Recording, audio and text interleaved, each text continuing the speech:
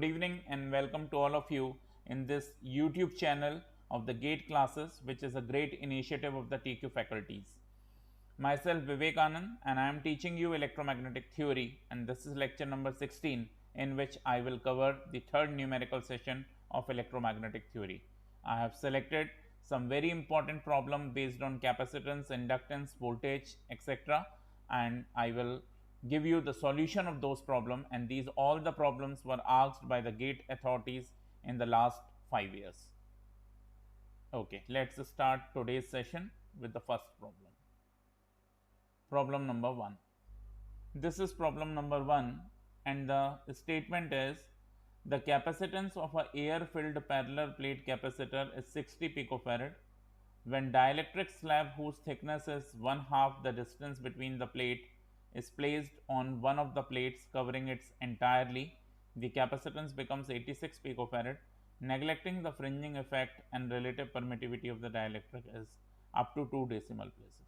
तो पहली बात जो हमको यहाँ पे समझ जानी है कि एयर फील्ड यदि वो कैपेसिटर है, मान लीजिए कि हम कहते हैं कि हमारा कैपेसिटर एयर फील्ड है. एयर फील्ड का मतलब क्या होता है? एयर फील्ड का मतलब there is no dielectric between the plates of the capacitor, only parallel plates are there like this. तो जब ये एयर फील्ड है, इस तरह का है, तो इसका कैपेसिटेंस कितना है? 60 picofarad. How much it is? 60 picofarad. And when a thickness whose thickness is half of the distance, let's say this distance is small d and the area of the plate is A and the capacitance is C, and since only air is there, so it is epsilon naught. So I can simply write C is equals to A epsilon naught by D, which is given to you 60 picofarad. Now again I will take this parallel plate capacitor, but half of the distance will be covered by some dielectric which is having a dielectric constant, let's say epsilon r, and the distance is, let's say, d by 2 of this particular dielectric, but the total distance is nothing but d, and the area is A. So in this case two capacitor will form. One is a dielectric capacitor, another is a air filled capacitor, and in this case this capacitance is 86 picofarad it is given to us. So in this case, if I want to write the capacitor, basically positive plate is there, then negative plate is there, then again positive and negative. So it is a series combination of the capacitor. So let's talk about this. It will be like this. This will be a positive plate and the lower one will be the negative plate, and again this positive and this negative. This half of the plate is filled by some dielectric, is having a dielectric constant, let's say epsilon r. This is filled by air, let's say epsilon naught. This is d by 2 and this remaining is also d by 2 and the area is A, and now we have to calculate the capacitance. So let's say upper capacitance is C1, so this can be simply written as A epsilon naught epsilon r divided by d by 2. If I write lower capacitance is C2, this is A epsilon naught only, epsilon r will not be there because it is air dielectric, air is using as a dielectric, d by 2. Okay, and these two capacitors are in series, so in series I can simply write 1 by C equivalent is equals to 1 by C1 plus 1 by C2. If you further solve it, the C equivalent is nothing but C1 C2 upon C1 plus C2. As we know that in parallel case capacitance can be added directly like resistors in series, and in series case capacitor will act like parallel resistors. So the C equivalent I can determine. Let us put the value of C1 and C2.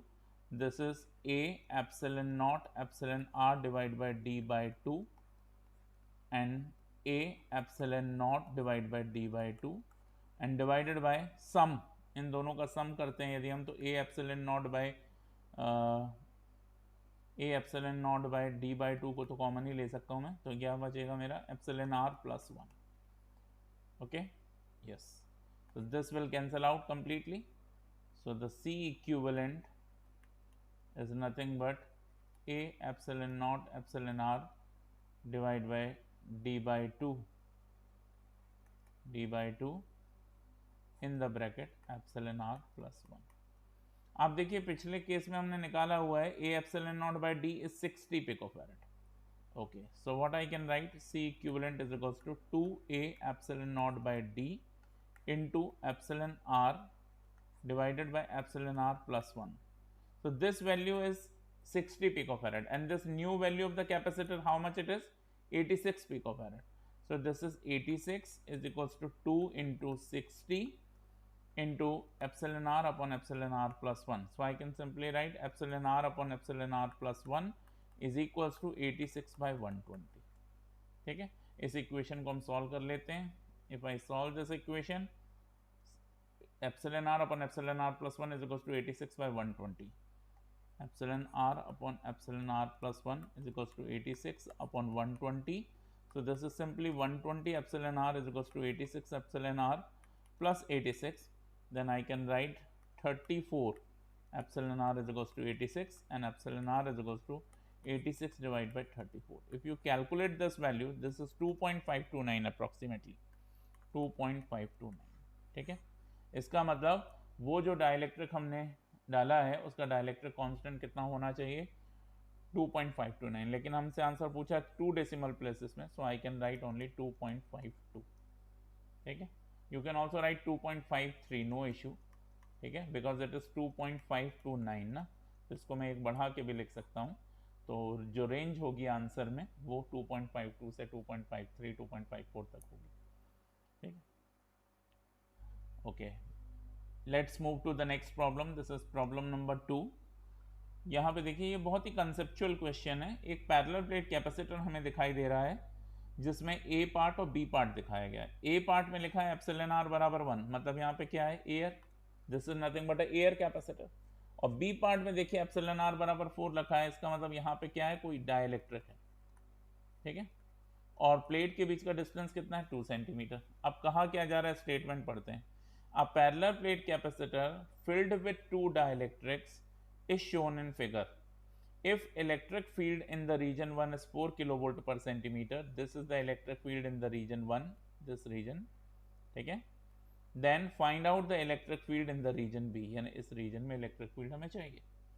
तो आप इस बात पे गौर करिए कि दोनों capacitor का connection कैसा है. ये पॉजिटिव पोलराइज्ड प्लेट हो गई, ये नेगेटिव हो गई.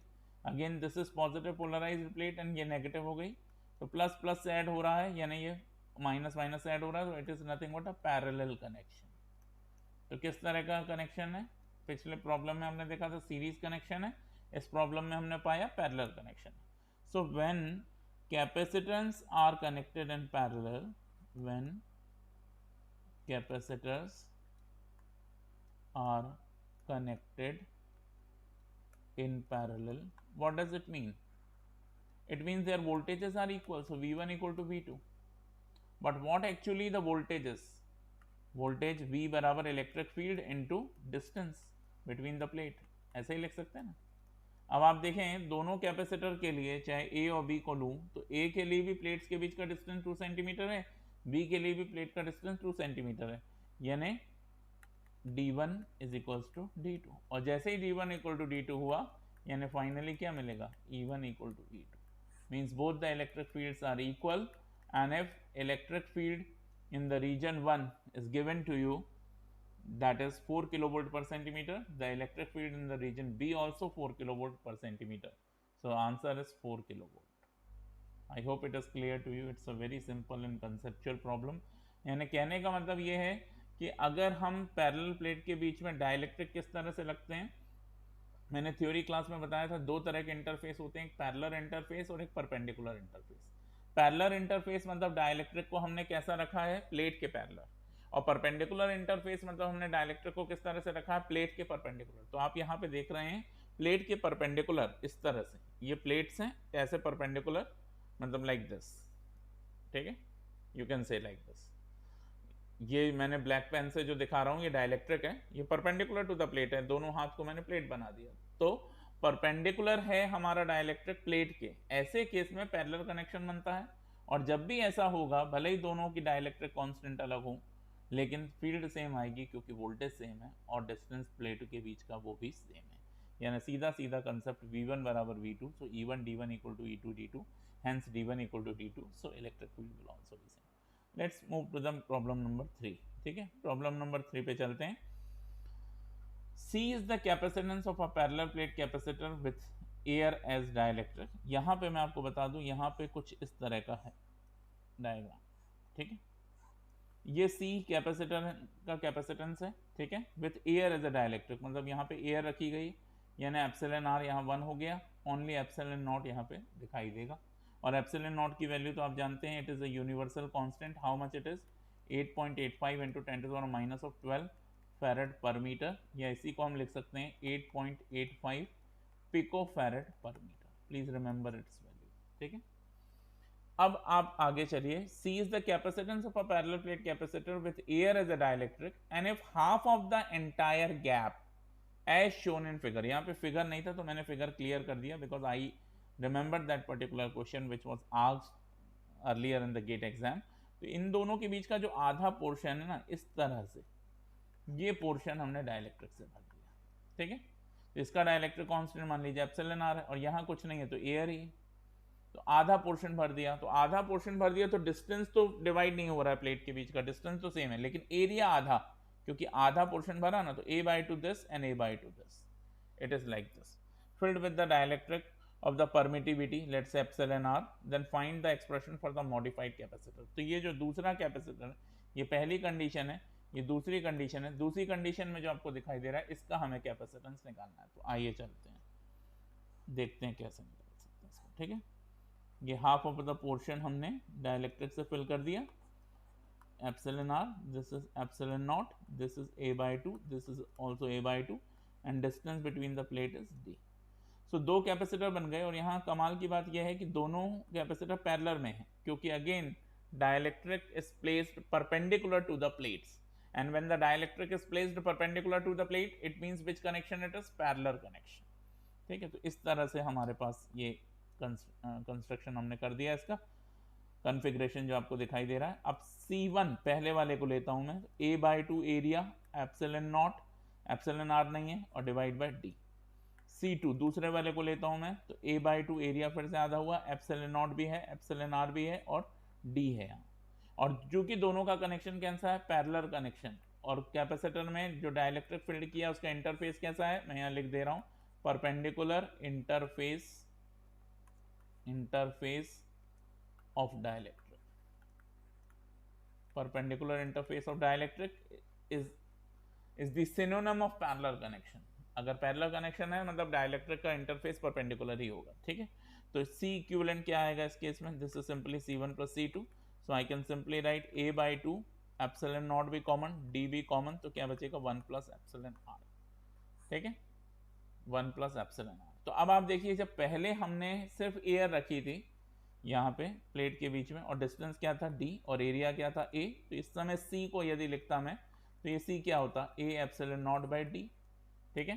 तो नया जो आ रहा है मेरा c इक्विवेलेंट, वो क्या आ रहा है मेरा, वो आ रहा है a epsilon naught by 2d in the bracket 1 plus epsilon r। Shall I write c equivalent is equals to 1 by 2 in the bracket a epsilon naught by d in the another bracket 1 plus epsilon r। So this value is nothing but c, so c equivalent is nothing but c by 2 in the bracket 1 plus epsilon r। Okay, so this is the modified capacitance of this particular capacitor, ठीक है, जिसमें हमने dielectric को किस तरह से रखा है, इंटरफेस उसकी परपेंडिकुलर है, और परपेंडिकुलर इंटरफेस जब डाइलेक्ट्रिक का हुआ तो कनेक्शन कैसा हो गया, parallel connection of two capacitors, ठीक है। So let's move to the next problem, problem number 4। Problem number 4 में आप देखिए, a parallel plate capacitor consisting two dielectric material as shown in figure, the middle dielectric slab is placed symmetrically with respect to the plates if the potential difference between one of the plates and nearest surface of the dielectric is 2 volt, then ratio epsilon 1 to epsilon 2 is।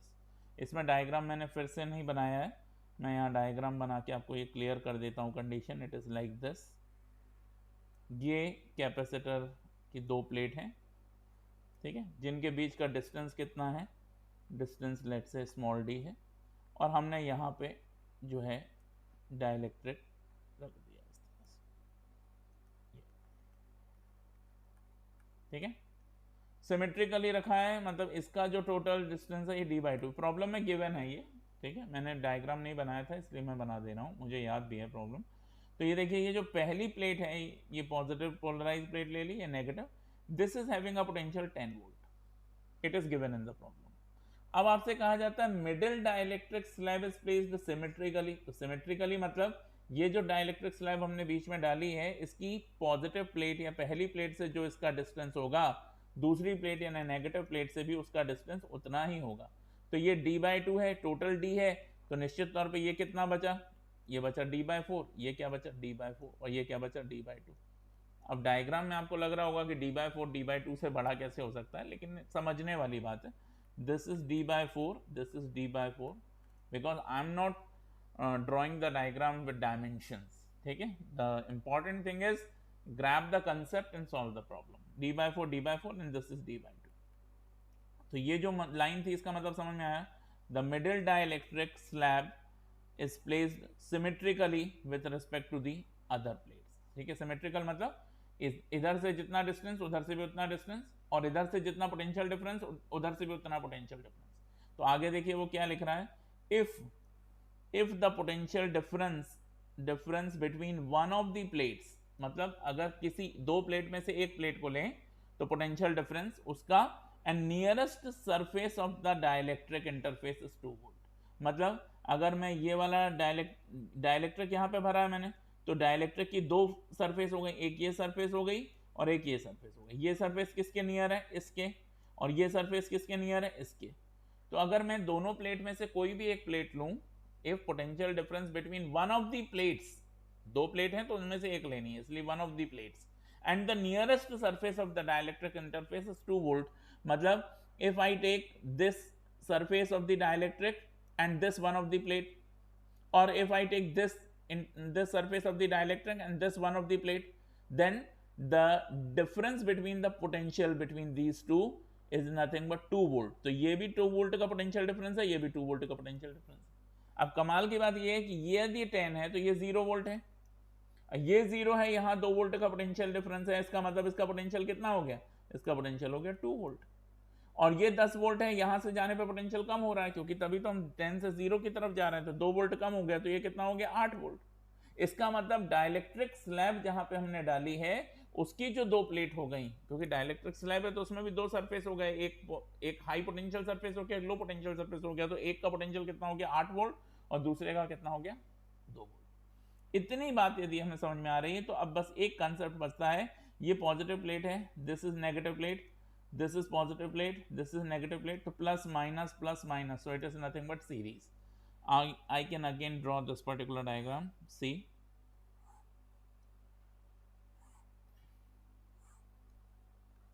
it is like this, ठीक है, ज़्यादा space ना ले तो मैंने इस तरह से बना दिया, this is 10 volt, this is 8 volt, ठीक है, this is 0 volt and this is 2 volt.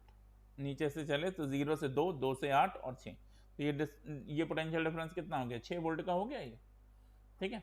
और ये डिस्टेंस कितना है d/4, ये कितना है d/4 और ये कितना है d/2, और बताने की ज़रूरत नहीं है, फिर भी बता रहे हैं कि टोटल कितना है d, ठीक है। अच्छा, अब यहाँ पे हमने ε1 और ε2 का पूछा है ना रेशो, ठीक है। तो यहाँ पे देखिए कहीं पे भी ε1 बाय εr यहाँ मान लिया, εr1 यहाँ मान लिया, εr2 यहाँ मान लिया, ठीक है। तो अब आप देख ही सकते हैं इन दोनों का हमें रेशो बताना है, तो चूंकि positive negative positive negative positive negative इस तरह से है, तो कनेक्शन सीरीज में चार्ज सेम होता है ना, Q1 बराबर Q2। अब मैं ऊपर से ले रहा हूं तो ऊपर वाले में मैंने चार्ज Q1 ले लिया, बीच वाले डाइलेक्ट्रिक में Q2 ले लिया, और Q बराबर क्या होता है CV, तो C1V1 बराबर C2V2, चला है राइट।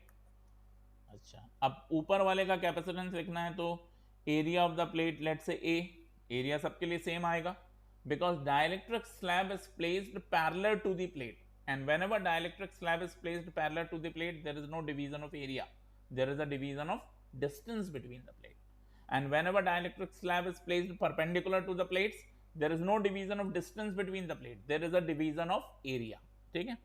तो C1 के लिए क्या लिखेंगे, A epsilon naught epsilon r1 divide by distance कितना है d/4 इंटू वोल्टेज कितना है उस पर 10 में से 8 गए 2 वोल्ट, ठीक है।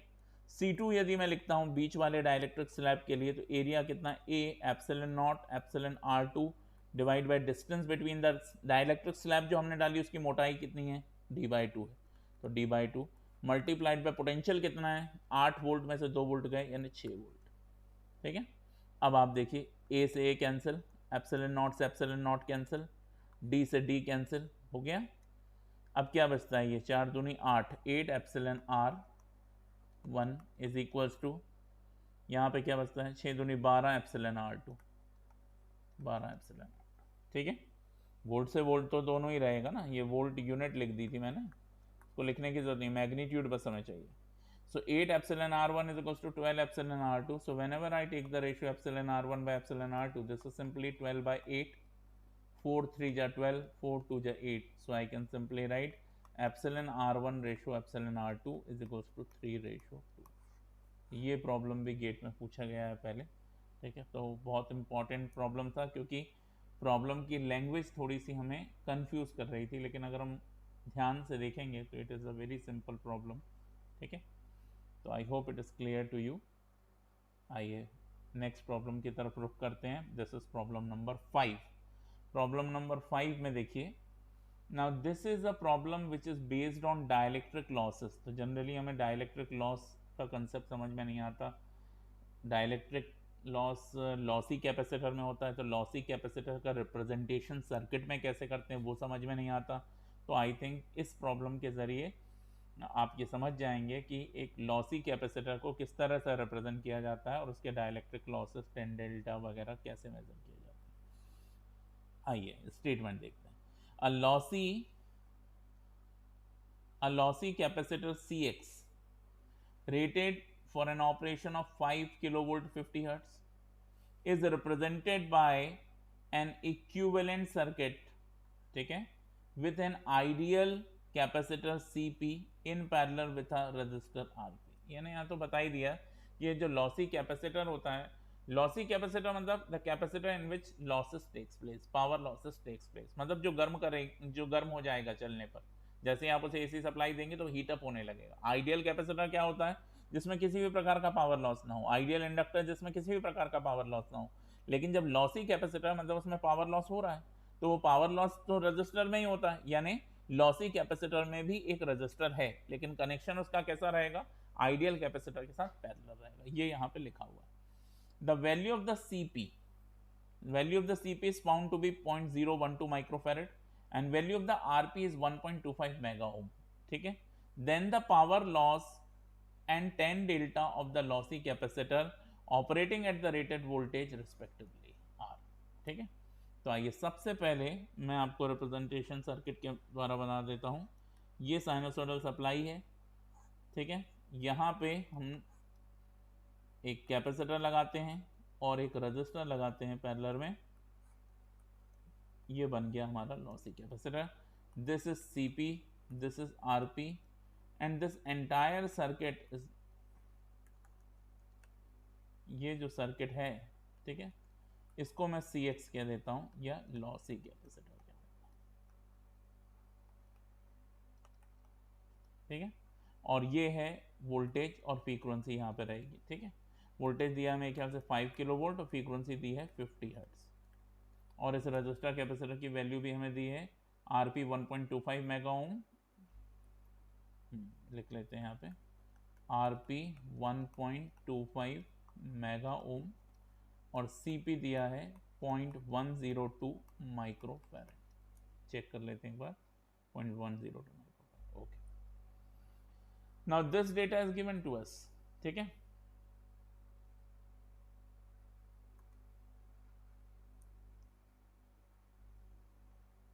हाँ, ये डेटा हमें दिया गया है। अब हमसे पूछा क्या क्या है, पूछा है हमसे 10 डेल्टा और पावर लॉस। तो आप देखेंगे पावर लॉस सिंपली P बराबर V² R होता, ये हम यहाँ लगा सकते हैं क्योंकि सप्लाई हमने लगाई है उसके पैरेलल में कैपेसिटर है, उसके पैरेलल में रेजिस्टर है, तो जो वोल्टेज कैपेसिटर को मिलना है वही रेजिस्टर को मिलना है। तो रेजिस्टर को वोल्टेज कितना मिलेगा 5 किलो वोल्ट यानी 5000 volt. So I can simply write 5000 over here और इसका स्क्वायर कर दिया। डिवाइडेड बाय आरपी की वैल्यू कितनी है 1.25 मेगा ओम, मेगा मतलब 10 की पावर 6। इसको जब मैं सॉल्व करूंगा तो देखिए 5 का स्क्वायर हो गया 25 और 10 की पावर 3 का स्क्वायर करेंगे तो 10 की पावर 6 हो गया, ताकि कैंसिलेशन आसानी से हो जाए। इंटू 1.25 मल्टीप्लाइड बाय 10 की पावर 6, तो ये कैंसिल हो गया। अब 25 upon 1.25 you can also right 2500 divide by 125। Okay, decimal हटा दिया हमने, तो 125 1 जा 125, 125 2 जा 250 और 0। So how much it is 20 what. इसका मतलब ये हुआ कि इस लॉसी कैपेसिटर में 20 वॉट के लॉस हो रहे हैं। कितने लॉस हो रहे हैं? 20 वॉट के लॉस हो रहे हैं। अब हमें चाहिए 10 डेल्टा, तो 10 डेल्टा हम कैसे निकालेंगे?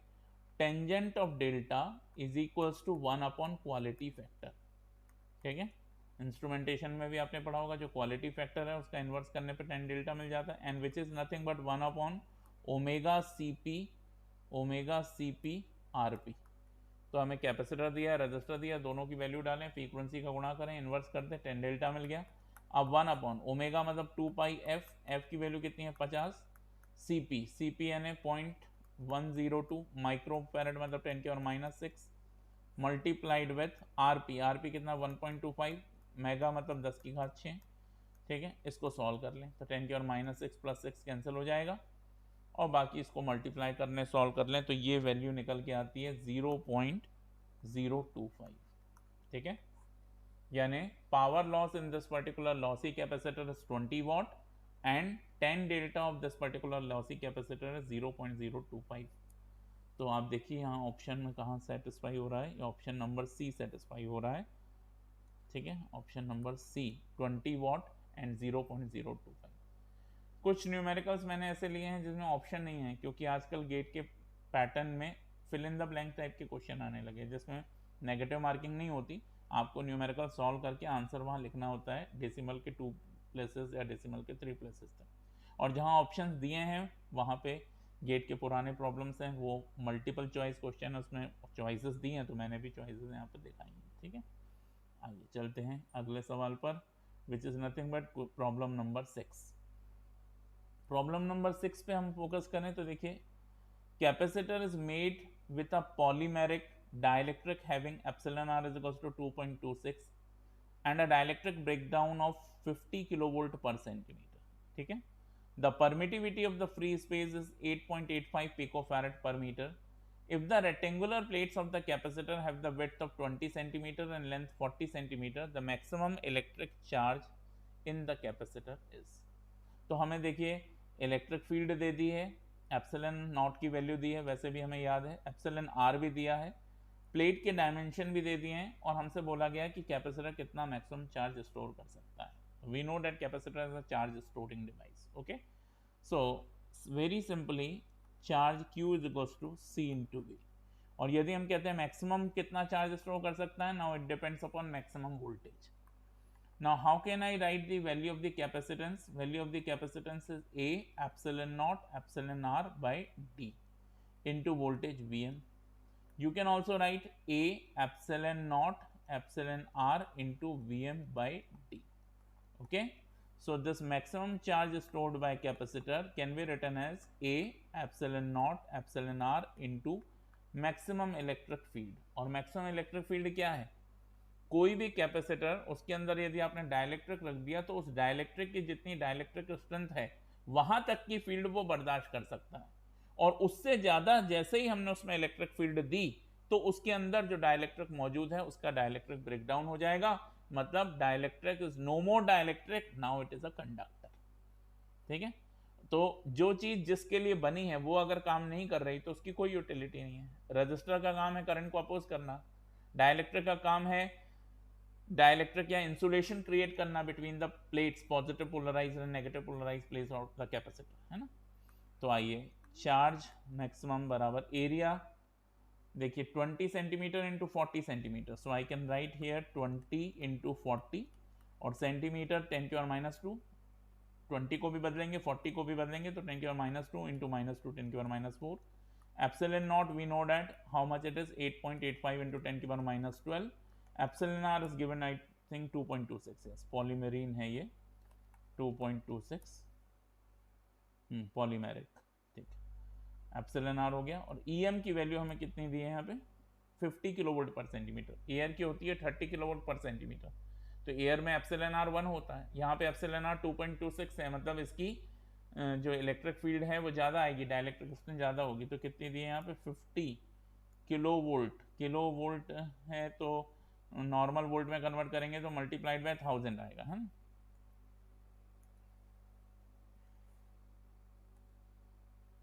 सो I can write 50 kilovolt, kilo मतलब 10⁻³ डिवाइड बाय सेंटीमीटर है, 1 सेंटीमीटर मतलब 10⁻² मीटर।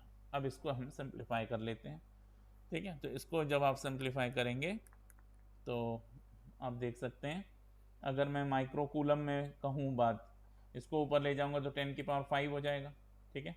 10⁵ और -12 कितना हो गया, 10⁵ और ये एक जीरो ले लिया 10⁻6, 10⁻6 और -12 तो 10⁻6, 10⁻6 हो गया। बाकी आप 2.26 इंटू 50 इंटू 8.85 इंटू 2 इंटू 4 ये सब मल्टीप्लाई कर लीजिए 20 इंटू 40, तो इन सब करने पे ये आता है 8, ठीक है। So the answer of this particular question is 8 microcoulomb. So how much maximum charge it can stored, this particular capacitor stores maximum charge of 8 microcoulomb. I think it is option is given to you, the answer is 8 microcoulomb. Okay, let's move to the problem number 7. 2 point charges Q1 is equals to 10 microcoulomb and Q2 is equals to 20 millicoulomb. This is also micro, ठीक है, please made a correction, this is also microcoulomb, it is not millicoulomb. 10 microcoulomb and 20 microcoulomb are placed at the coordinate 110 and minus, ये भी थोड़ा सा misprint कह लीजिए, ठीक है। तो -1 -1 0 110 and -1 -1 0 respectively, the total electric flux passing through the plane z is equals to 20 it will be, ठीक है।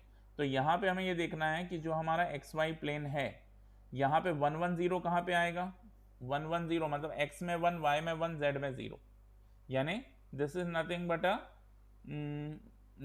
Point charge located parallel to the XY plane, ठीक है।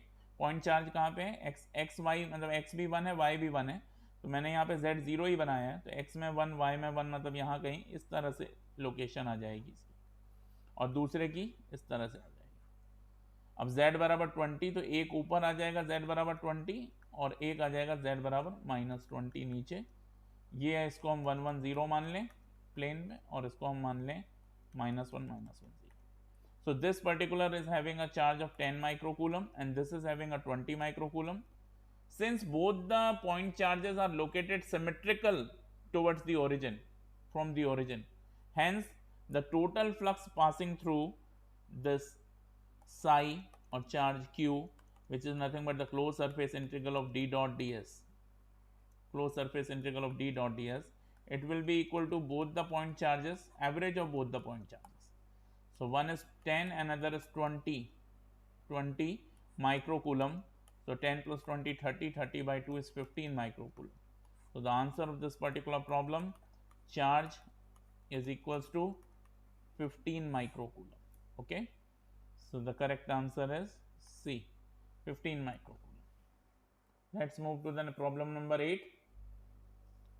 A capacitor consists of two metal plates, each of 500 into 500 square mm, spaced 6 millimeter apart, and the space between the metal plate is filled with a glass plate of 4 millimeter thickness and layer of paper of 2 millimeter thickness, and the relative permittivity of glass and paper are 8 and 2. Neglecting fringing effect, the capacitance will be.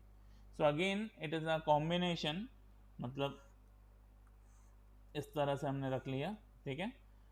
एक capacitor यहाँ पे epsilon R1 है, D1 है, यहाँ पे epsilon R2 है, D2 है, area total A है, और कैपेसिटर किस तरह से डाइलेक्ट्रिक रखे गए हैं, डाइलेक्ट्रिक रखे गए हैं पैरेलल टू दी प्लेट्स। तो आइए देखिए, पिछले प्रॉब्लम में हमने एक जनरल फार्मूला डिराइव कर ही लिया था, तो हम उसको सीधे यूज़ कर सकते हैं अगर कर पा रहे हैं तो। ये तो पैरेलल था, सीरीज का देख रहे हैं, पहले प्रॉब्लम में किया था। यहाँ पे डिस्टेंस बराबर हो गई थी, अच्छा, तो फिर उसको भी यूज़ नहीं कर सकते क्योंकि आप डिस्टेंस अलग अलग हैं। चलिए कर लेते हैं फिर से, कोई दिक्कत नहीं है। तो अब हम यहाँ पे लेंगे इसका कैपेसिटेंस C1 ले लिया, इसका C2, तो C1 is equals to A epsilon naught epsilon R1 by D1, और C2 लेंगे तो क्या हो जाएगा A epsilon naught epsilon R2 by D2। और कनेक्शन कैसा है मैंने बताया आपको, प्लस माइनस सीरीज है, सीरीज में C इक्विवेलेंट क्या आता है C1 into C2 upon C1 plus C2। तो let us put there values, क्या कॉमन निकलता दिख रहा है, A एप्सिलॉन नॉट कॉमन निकलता दिख रहा है, और प्रोडक्ट है ऊपर तो A एप्सिलॉन नॉट का स्क्वायर हो जाएगा, और बाकी एप्सिलॉन R1 एप्सिलॉन R2 का प्रोडक्ट और D1 D2 का भी प्रोडक्ट हो जाएगा, और डिवाइड में दोनों का जब सम करेंगे तो फिर A एप्सिलॉन नॉट बाहर आ जाएगा, तो ब्रैकेट में क्या बचेगा epsilon R1 by D1 plus epsilon R2 by D2। ठीक है, A एप्सिलॉन नॉट एक बार कैंसिल हो जाएगा, so what we are getting C equivalent is simply A epsilon naught. ठीक है, और अब मैं बाकी की वैल्यू रखना चाहूँगा epsilon R1 by D1 epsilon R2 by D2 product में, और नीचे epsilon R1 by D1 plus epsilon R2 by D2 sum में। ठीक है, तो आइए इनकी वैल्यू रखते हैं। A की वैल्यू क्या है, A की वैल्यू क्या है 500 into 500 square mm, so this is 500 into 500 square mm यानी मीटर में कर रहा तो 10 की और -3 10 की और -6, एप्सिलॉन नॉट सब जानते हैं 8.85 इंटू 10 की और -12। ठीक है, multiplied with epsilon R1 8/4 and 2/2 करना है, यस 8/4 इंटू 2/2, और डिस्टेंस जो है वो बिटवीन द प्लेट वो mm में है ना, तो 10 की और -3 इंटू 10 की और -3 10 की और -6, और ऊपर जाके वो क्या हो जाएगा 10 की पावर +6, और डिवाइड बाय नीचे सम होगा तो 8/4 2 और 2/2 1। ठीक है, और 10 की और -3 10 की और -3 ऐड होके तो 10 की और -3 ही रहेगा, और ऊपर जाके क्या हो जाएगा 10 की पावर 3। अब इसको हमें सिंप्लीफाई करना है। ठीक है, तो इसको यदि हम सिंप्लीफाई करते हैं 10 की और -6 से +6 कैंसिल हो गया, और आप इसको और सिंप्लीफाई कर लीजिए, मल्टीप्लाई डिवाइड कैलकुलेटर से करेंगे तो ये C इक्विवेलेंट जो आ रहा है, मैं आपको आंसर दे रहा हूँ सीधे, ये आ रहा है हमारा 1475 picofarad. How much it is 1475 picofarad, which is given in the option B। ठीक है, so the correct answer of this particular problem is 1475 picofarad.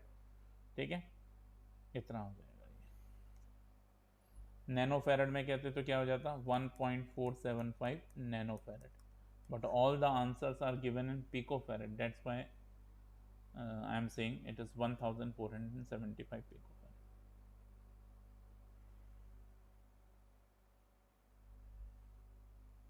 अब आइए नेक्स्ट प्रॉब्लम पे चलते हैं। Coil of 300 turns is wound, this is problem number 9। ठीक है, coil of 300 tons is wound on a non-magnetic core having a mean circumference of 300 millimeter and a cross-sectional area of 300 square mm. The inductance of the coil corresponding to the magnetizing current of 3 ampere. There is no role of magnetizing current in the calculation of inductance. Inductance is simply calculated by the formula n square mu naught into mu r into A upon L. But अपने को mu R भी नहीं दिया, यानी air core है, वैसे भी लिखा देखिए नॉन मैग्नेटिक कोर मतलब एयर कोर, मतलब म्यू आर बराबर 1 हो गया यहाँ पे। सो एन नंबर ऑफ टर्न्स कितनी है 300, तो 300 का square multiplied by mu naught हमें पता है 4.10⁻⁻7 होता है, म्यू आर कितना है 1, एरिया ऑफ क्रॉस सेक्शन की बात हो रही 300 स्क्वायर mm। ठीक है, स्क्वायर mm 300 तो इस का स्क्वायर नहीं करना है, mm यानी 10 की और -3, उसका स्क्वायर किया तो 10 की और -6 डिवाइडेड बाय लेंथ मतलब सरकमफेरेंस हमें दी हुई है, having a mean circumference is 300 millimetre, तो 300 इंटू 10 की पावर -3। ठीक है, इसको सिंप्लीफाई करना है, तो देखिए 300 से 300 कैंसिल कर दिया, 10 की पावर -3 जाएगा तो ऊपर जाके +3 हो जाएगा, इसको सिंप्लीफाई करेंगे, कैलकुलेटर यूज़ करिए, इसको कैलकुलेट करने पे 113.04 माइक्रो हेनरी आता है। तो the correct answer of this particular problem is option B 113.04 micro henry. I hope I made it clear to you. It's a very simple numerical which is totally formula based. Just remember the formula: L is equals to n square mu naught mu r into A by L. Put the values which are given to you. Some additional values are given, like 3 ampere current is given to you. No use of that. तो gate में कभी भी problem कर रहे हैं तो ये मत समझिए कि जो डेटा दिया सब यूज़ होने वाला है. यूज़ तो वही होगा जिसकी ज़रूरत है. ठीक है, आइए प्रॉब्लम नंबर 10 की तरफ चलते हैं.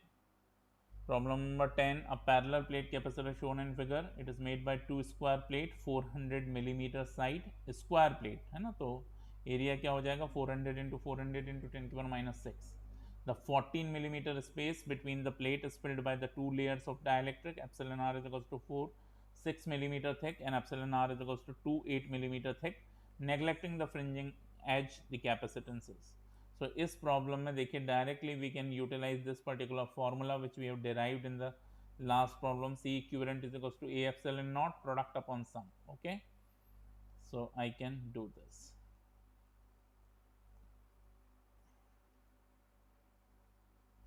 So I can use C is equals to A epsilon naught into यहाँ पे क्या है epsilon r1 by d1 epsilon r2 by d2 and divided by epsilon r1 by d1 plus epsilon r2 by d2. Okay, क्योंकि यहाँ पे ऊपर square बनता था और नीचे ये एप्सिलॉन नॉट आता था तो एक बार कैंसिल हो गया. अब इससे इक्विवेलेंट इससे आप डायरेक्टली कैलकुलेट कर सकते. तो आइए वैल्यू रख देता हूँ मैं 400. चलिए नेक्स्ट स्लाइड में रख देता हूँ. C equivalent is equals to 400 square mm था ना, 400 mm साइड थी. ओके, 400 इंटू 400 इंटू 10 की और माइनस 3 इंटू minus 3 minus 6 into epsilon naught 8.85 into 10 की और minus 12 into epsilon r1 by d1. Epsilon r1 कितना है 4/6 प्लस 2/8 करना पड़ेगा. ठीक है, what we have to do 4/6 और 2/8 और 10 की और माइनस 3 यहाँ भी आएगा, 10 माइनस 3 यहाँ भी आएगा, माइनस 3 ऊपर जाके प्लस 3 प्लस 3 प्लस 3 प्लस 6 और डिवाइडेड बाय 4/6 प्लस 2/8 और यहाँ माइनस 3 प्रोडक्ट नहीं होगा, सम हो रहा है ना, तो माइनस 3 का प्लस 3 ही बनेगा. इसको हम सिंप्लीफाई कर लेंगे. ठीक है, इसको सिंप्लीफाई करने के बाद आप देखेंगे इसमें आंसर हमारा आ रहा है 257 पिकोफैराड. ठीक है, just use the calculator. It's a very simple problem. You should know the basic formula of the parallel plate capacitor. You should know the series combination, parallel combination. You should know the parallel interface of the dielectric or sometimes perpendicular interface of the dielectric. And you should have an idea if we do the perpendicular interface, basically it is a series, it is a parallel connection. And if we do the parallel interface, basically it is a series connection. That's all. Okay. Let's move to the problem number 11. The inductance of a long solenoid of length 1000 mm wound uniformly with 3000 turns on a cylindrical paper tube of 60 mm diameter. Again, formula of the inductance is n square into mu naught into mu r into A upon L. L is the length, capital L is the inductance. So n number of turns कितनी है 3000. So 3000 का square multiplied by mu naught 4 pi into 10 to the power minus 7. Mu r is 1. Mu r is 1. Area 60, diameter circular है तो pi by 4 d square. If it is pi r square, I can write r equal to d by 2 pi by 4 d square. D is 60. mm means 10 to the power minus 3 और इसका क्या करना है square और divide by length. How much it is the length 1000 mm, 1000 into 10 to the power minus 3. इसको simplify कर लीजिए. When you do the simplification, it is nothing but 32 millihenry. So the answer of the problem is C. I think it is also very simple. ठीक है, क्योंकि अभी एक problem हमने किया था वो भी इसी कंसेप्ट पे बेस्ड था. ये देखिए प्रॉब्लम नंबर 9. ठीक है, उसी कंसेप्ट पे बेस्ड दिया गया प्रॉब्लम नंबर 11. ठीक, अलग अलग ईयर में पूछे गए हैं लेकिन मैंने सब कुछ इकट्ठा किया है इसलिए वो 2 बार दिख रहा है प्रॉब्लम. प्रॉब्लम नंबर 12 की तरफ चलते हैं. A point charge of +1 nanocoulomb is placed in a space with a permittivity 8.85 picofarad per meter shown in figure. The potential difference VPQ between points P and Q at a distance 40 mm and 20 mm respectively. तो देखिए यहाँ पे एक point charge है मेरा Q ठीक है, या इस पॉइंट चार्ज को let me right small Q, क्योंकि पी और क्यू मेरे पॉइंट्स भी है ना, तो कन्फ्यूज़न हो सकता है उससे, इसलिए मैं इसको स्मॉल क्यू लिख देता हूँ। और ये 2 पॉइंट हमने ले लिए, ठीक है, this is point P and this is point capital Q. तो अब ये जो पॉइंट पी है मेरा 40 mm डिस्टेंस पे है, और पॉइंट क्यू जो है 20 mm डिस्टेंस पे है, और ये जो चार्ज है इसकी वैल्यू है 1 नैनो कूलम। तो हमें बताना है कि P और Q के बीच का जो पोटेंशियल डिफरेंस है VPQ, ये कितना होगा। तो सबसे पहले तो मैं आपसे कहूँगा कि पोटेंशियल का फॉर्मूला क्या होता है, V is to Q upon 4 pi epsilon naught R, और R का भी मॉड, ठीक है। तो यहाँ वेक्टर भी बनाने की जरूरत नहीं, हमें तो सिर्फ वेक्टर का मैग्नीट्यूड बस पता चल जाए और पोटेंशियल आ जाता है। तो अगर मैं Vp लिखता हूँ, चार्ज वही है, और उसके लिए जो वेक्टर है, मान लीजिए मैंने वेक्टर R1 लिख दिया। अगर मैं VQ लिखता हूँ तो चार्ज वही है, Q upon 4 pi epsilon not, मैंने उसको वेक्टर R2 लिख दिया। So if I have to write VPQ, which is nothing but VP minus VQ, so you can say this is Q divided by 4 pi epsilon naught, बाहर आ गया, in the bracket 1 upon mod R1 minus 1 upon mod R2, ये बस करना है। So simply I can write VPQ is equals to charge कितना 1 nano coulomb इन 10 की power minus 9, what is 1 upon 4 pi epsilon naught, it is simply 9 into 10 की power 9। और पहला charge देखिए, अब हमें जो डिस्टेंस से मतलब है, क्योंकि वेक्टर की जरूरत ही नहीं, क्योंकि potential is a scalar quantity. If potential is a scalar quantity, potential at P is also scalar, potential at Q is also scalar. So the difference between P and Q, VPQ, is also scalar. So there is no need of vector. That's why coordinates are not given, and basically there is no need of no needs of coordinate basically.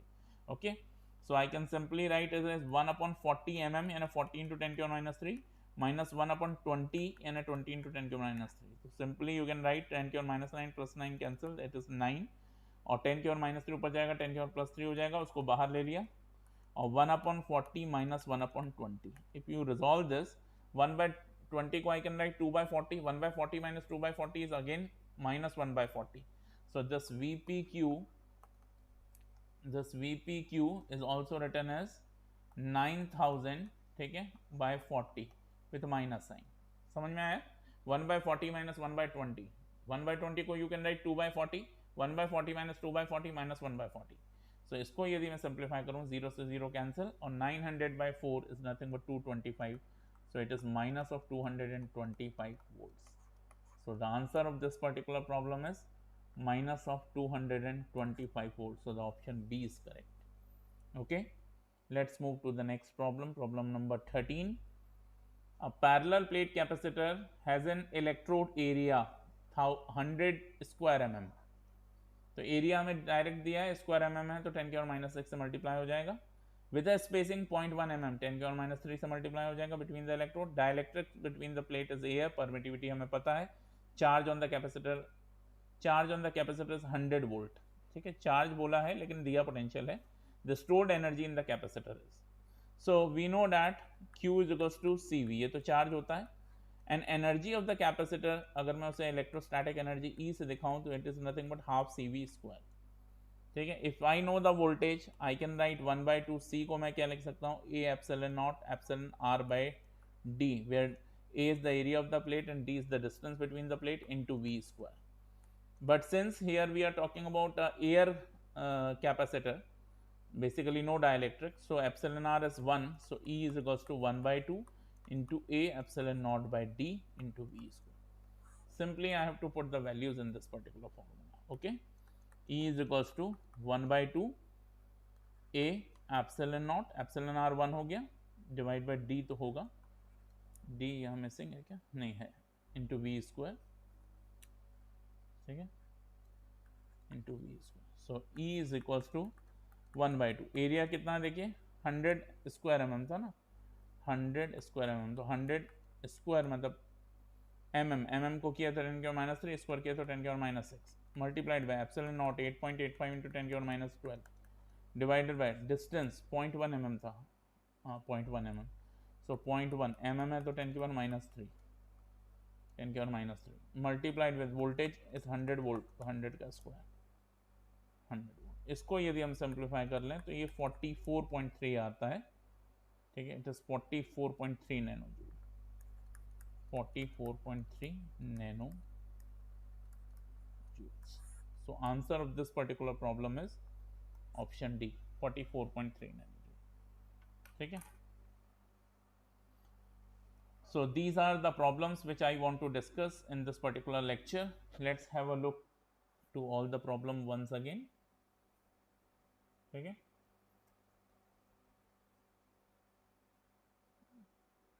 This was a long session and we have covered 13 problems of last 4 to 5 years asked in the GATE examination, electrical engineering. Okay. So the problem number 1 which is based on capacitor. ठीक है. जब air था तो capacitance 60 picofarad था. जब air की जगह dielectric डाल दिया आधे पार्ट में, आधे डिस्टेंस में, तो 86 पिकोफैरेड हो गया. तो उस डाइलेक्ट्रिक की डाइलेक्ट्रिक स्ट्रेंथ क्या होगी ये हमसे पूछा था. हमने दोनों कैपेसिटेंस को कंपेयर कर दिया और जो पता था उसको रख दिया, रेशो निकल के आ गया और उसको सॉल्व किया तो एप्सिलॉन आर की वैल्यू 2.529 आ गई.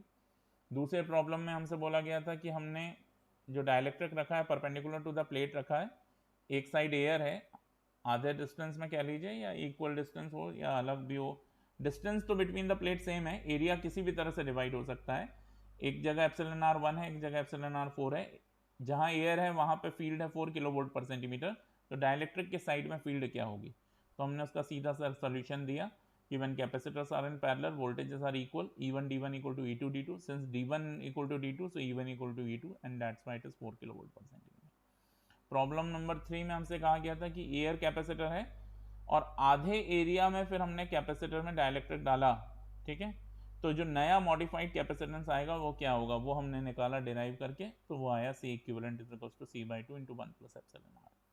प्रॉब्लम नंबर 4 में हमसे कहा गया था कि एक डाइलेक्ट्रिक स्लैब को इस तरह से डालना है कि वो बिल्कुल सिमेट्रिक पोजीशन पे हो और अगर हम डाइलेक्ट्रिक का एक सरफेस लें और एक प्लेट लें जो उसके नज़दीक है तो उसका पोटेंशियल 2 वोल्ट हो, दूसरा सरफेस लें और उसके पास वाली प्लेट लें तो भी वो 2 वोल्ट हो.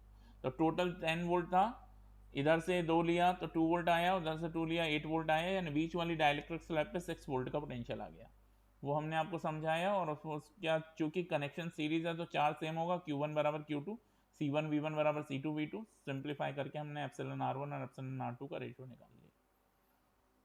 Is it okay. Then problem number 5 हमने देखा, इसमें हमें एक कैपेसिटर दिया हुआ था और उस कैपेसिटर लॉसी कैपेसिटर था. वो लॉसी कैपेसिटर का हमें डाइलेक्ट्रिक लॉस और टेन डेल्टा निकालना था. तो लॉसी कैपेसिटर को बेसिकली हम कैसे रिप्रेजेंट करते हैं, एक रजिस्टर कैपेसिटर पैरेलल में रहता है, इस तरह से रिप्रेजेंट करते हैं.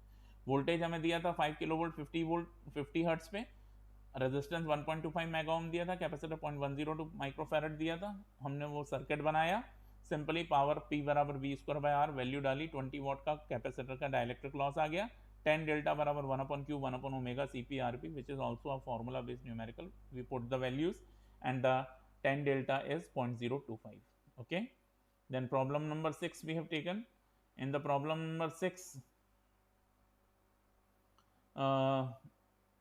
field is given to us and a dielectric is placed between the plates. Plate dimensions are also given and we have to find out the maximum electric charge. The charge depends on voltage and we see that how we can convert this voltage into the electric field because D is also there. So Vm by D is E. We put all these values and the total maximum charge which is contained or which is sustained by the capacitor plate is 8 microcoulomb. In the problem number 7, two charges 10 microcoulomb and 20 microcoulomb placed symmetrically about the origin, and we have to find out total electric flux passing through the plane, which is nothing but the average of both the charges. 10 plus 20 by 2 is 15 microcoulomb. In problem number 8, again dimension of the plates are given, two dielectrics, their dielectric constants are given and their thickness are also given, and they are placed in such a way so that the distance between the plate divides. So it is again a series combination and we have determined both the capacitances, we have connected them in series, we put the values and the answer is 1475 picofarad. In the problem number 9, dimensions are given, we have to find out the inductance. The formula of inductance is N square mu naught mu r A by L. Again it is a air core capacitor, non-magnetic core, so mu r is 1. We put the value of number of turns absolute permeability, area of cross section, and length of the inductance, and we calculated it is 113.04 microhenry. In the problem number 10, again the dimension of the capacitor is given and the total distance of 14 millimeter divides into two dielectric 8 and 6 mm and having two different dielectric constant. Again it is a series combination. We use the formula which we have derived in the previous problem, and we put these values and the answer is 257 picofarad. In the problem number 11, again the dimensions are given and we have to find out the inductance, n square mu naught mu r a by l. Mu r is missing, so we consider it is a air core capacitor, air core inductor, and we put all these value and calculated the inductance is 32 millihenry. In the problem number 12, you can see 1 nanocoulomb charge is placed and at two different points which are located 40 mm apart and 20 mm apart from that particular 1 nanocoulomb charge. We have to find the potential difference between those 2 points. So the formula is very simple, Q upon 4 pi epsilon naught R. We put the values and we calculated as minus 225 volts. And the problem number 13, we have to find out the energy. Capacitance dimensions are given and potential is also given. We put the values and the answer is 44.3 nanojoule. So in this particular lecture, I have cleared your concept regarding capacitors and all electrostatics problem. Thank you very much for joining this particular evening and making this particular lecture successful. Best of luck for the GATE examination, and if you have any doubt regarding this particular subject, electromagnetic theory, you can write in the comment box. You can mail me. My mail ID is anandvivek62@gmail.com.